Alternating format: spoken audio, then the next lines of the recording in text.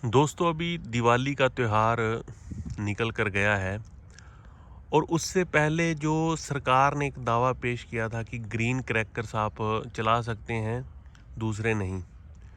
ये वो देश है जहाँ पर खाने की जो चीज़ें हैं उसमें लोग मिलावट करने से बाज नहीं आते।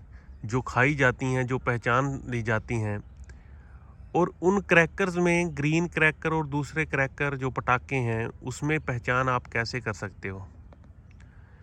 जब आप त्योहारों पर भी राजनीति करने लगें तो ये देश कहाँ जाएगा, ये किसी को नहीं पता, क्योंकि मेन चीज़ है अपना राजनीतिक उल्लू सीधा करना। अब दिल्ली में जो परमिशन मिली, सुप्रीम कोर्ट ने दी कि आप ग्रीन क्रैकर फोड़ सकते हैं, दूसरे नहीं, तो उसी टाइम दिल्ली की मुख्यमंत्री आ गई आगे अपना क्रेडिट लेने के लिए कि हमने जो सरकार को कहा था कि ग्रीन क्रैकर हम फोड़ सकते हैं, तो उसको कोर्ट ने माना, तो हम उसका शुक्रिया अदा करते हैं। तो ये जो ग्रीन क्रैकर हैं, बाद में किसने चेक किया कि उसमें कितनी मात्रा थी पोटाश की या दूसरे और जो भी पर्यावरण को हानि पहुंचाते हैं, और क्या उसमें आप आवाज़ सुन के पहचान लोगे कि किसकी आवाज़ ज़्यादा है और किसकी कम, फिर उस हिसाब से आप चालान करोगे, या आप ये देखोगे कि धुआं किसने कम छोड़ा और किसने ज़्यादा, कौन सा आपके पास थर्मामीटर पैरामीटर है जो ये चेक करेगा। तो ये प्योर राजनीतिक जो मंशा है वो कभी भी सुधारों को नहीं स्थान देती, क्योंकि आपको सुधार करने हैं तो आपको स्ट्रिक्ट डिसीजन लेने होंगे। अब त्यौहार, दिवाली त्यौहार है, हम जब बचपन से सुनते आते थे कि दिवाली हमारा राष्ट्रीय त्यौहार की तरह हम मनाते हैं, यानी कि किसी भी धर्म के लोग हैं वो बड़े उत्साह के साथ मनाते हैं। लेकिन जब से ये सरकारें हैं, बीजेपी खास करके आई है, इन्होंने त्योहारों को भी बांट दिया है।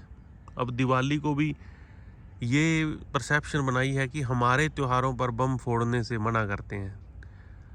अब आप अगर बम फोड़ोगे, प्रदूषण होगा, तो सूंघना भी आपको ही पड़ेगा, आपको ही इसकी जो नुकसान है वो झेलने पड़ेंगे। तो फिर क्यों आप राजनीति करते हो? आप तो एयर प्यूरीफायर लगाकर निकल जाओगे। अभी देखा भी होगा आपने, जो प्रधानमंत्री से जब मिलने गई रेखा गुप्ता, सीएम दिल्ली की, तो वहाँ पर एक प्यूरीफायर लगा हुआ था, वो भी विदेशी कंपनी का। यानी कि खुद विदेशी अपनाओ, प्यूरीफायर, एयर प्यूरीफायर लगाओ और लोगों को कहो कि आप पटाखे जलाओ, आप त्यौहार मनाओ। त्यौहार मनाना किसने रोका है त्यौहार मनाने से? अब पटाखों की अगर आप अगले दिन अखबार उठाकर या पूरे इंडिया की आप घटनाएं देखें, तो पटाखों से कई लोगों की दिवाली जो है वो काली हो गई है। कितने बच्चे हैं, किसी के हाथ में फटा, किसी के कहाँ, कि बड़ी ऐसी, आप खुद सर्च करके देख लो, आपको हज़ारों ऐसी घटनाएं मिल जाएंगी जहाँ पर इन पटाखों की वजह से कई लोगों की दिवाली काली हो गई। तो ये कोई पटाखे चलाना कोई इतनी साहसिक या बहादुरी का काम नहीं है कि अब हमने अपना देश भी तो देखना है कि हमारे देश, अब दिल्ली को आप कह रहे हो पोल्यूटेड है, हरियाणा से इसको आता है, कि धुआं आता है, तो इस बार हरियाणा में लगभग 99% आग नहीं लगी है। और अब आप पोल्यूशन का स्तर देखना, वैसे का वैसा ही है, अभी भी खतरनाक स्तर पर है। तो आप एक अपने छोटे से क्रेडिट लेने के लिए आप लोगों के स्वास्थ्य के साथ खिलवाड़ करते हैं, क्योंकि आपको तो उस चीज़ का इम्पैक्ट पड़ता नहीं। आप तो हर टाइम रहते ही उस एयर प्यूरीफायर के दायरे में है जहाँ पर आपको तो उसका इम्पैक्ट पड़ता नहीं। तो ये कब तक सरकारें या लोग, कब तक ऐसे लोगों को चुनेंगे जो सिर्फ अपनी राजनीति की मंशा के लिए लोगों को बांट तो रहे ही हैं, साथ में त्योहारों को भी बांट रहे हैं। इतनी बड़ी समस्या जो पीछे केजरीवाल के टाइम में ये बताते थे, अब उसको डेटा में तब्दील कर रहे हैं कि इतने परसेंट कम था, इतने परसेंट ज़्यादा। भाई जब आपको अब बारिशें होती हैं, जब अब मौसम निकल के गया बारिश का, तो एक बार आपको बिल्कुल क्लीन दिल्ली मिल गई, बिल्कुल क्लीन, उसके बाद तो आप अपने आप साफ़ कर सकते हो उसको। उसके बाद आपने कौन सी नीति बनाई है, कौन सी आपने ऐसी नीति बनाई जिससे दिल्ली अब बिल्कुल साफ़ हो गई या होनी चाहिए? क्योंकि नीतियों का अभाव है। नीतियाँ बनती हैं कठोर, और नीतियाँ जब कठोर बनेंगी तो विरोध भी होंगे थोड़े बहुत, और विरोध होंगे तो वोट खिसकेंगे। तो वोट खिसकाना नहीं चाहती पार्टी कोई भी हो।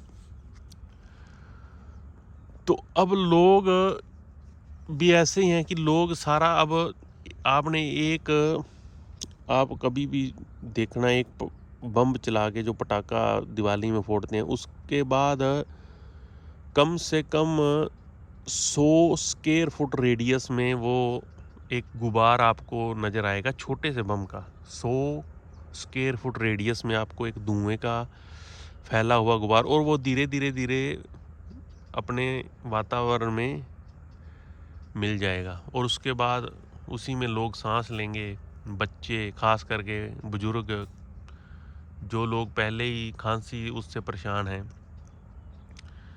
तो अगर आपको इतना अच्छा मौका मिला इस बार की, हरियाणा में 99% इस बार लोगों ने आग नहीं लगाई, और धुआं बिल्कुल कम, दिल्ली में जो आप आए साल रोना रोते थे, फिर भी आपने उसको परमिशन दी। और नेता जो हैं वो बीजेपी के, वो कैमरे पे आके पटाखे फोड़ फोड़ के दिखा रहे हैं लोगों को कि देखो हमने आपको पटाखे। अरे भाई लोग जो हैं तब भी फोड़ते थे, चाहे आप उनको 10 साल की सज़ा का प्रावधान कर दो, लोग नहीं हटेंगे। लेकिन बात लोगों की नहीं है, बात है आपकी, कि आप उसको किस नज़र से पेश कर रहे हो। आप उसको एज ए सरकार आप क्या नज़ीर पेश कर रहे हो। आप कर रहे हो सिर्फ अपने वोट की राजनीति, और कुछ भी नहीं।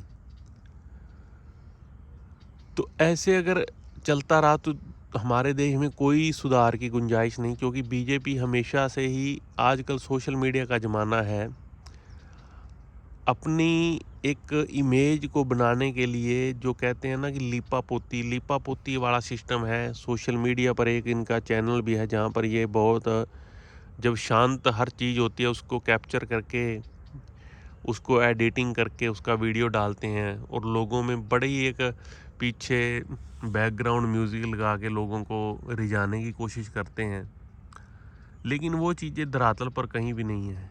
जैसे यमुना सफाई की शुरू में इन्होंने आरती उतारी, मतलब लोगों को एक बार ऐसा दिखा देंगे कि धर्म के पीछे छुपना, ये, क्योंकि अब पीछे जो कंपैरिजन हम किसी सरकार से नहीं करेंगे, क्योंकि 14-15 सालों से अगर बीजेपी है तो फिर कंपैरिजन इससे पिछली सरकार से, अब क्योंकि जो सोशल मीडिया 2016 से ज़्यादा प्रभावी है। 2016 से पहले जो 14 से पहले सरकारें थी उनका इतना नहीं, अगर वो भी अब आएंगी उनको भी सवाल होंगे, उनकी भी जो पोल खोल होगी। लेकिन बीजेपी की तो पूरी हो चुकी है, बीजेपी तो बिल्कुल एक्सपोज हो चुकी है हर मौके पर। अगर आपका कोई, जैसे बिहार का वो है डिप्टी सीएम, अगर वो 7वीं फेल है तो उसको बचाने के लिए एक प्रवक्ता एडी चोटी का जोर लगा रहे हैं। भाई है, वो खुद मान रहा है कि वो 7वीं फेल है, और वो प्रवक्ता मानने को तैयार ही नहीं। ये चीज़ जो है ये हमारे देश को बड़ा पीछे लेके जाएगी, और आप देखना कि एक दिन हमारा देश बिल्कुल कुछ लोगों का गुलाम हो जाएगा, क्योंकि आपकी बात सुनने वाला कोई होगा ही नहीं। तो आप इसके बारे में दोस्तों क्या सोचते हैं, कमेंट करके जरूर बताना। नमस्कार।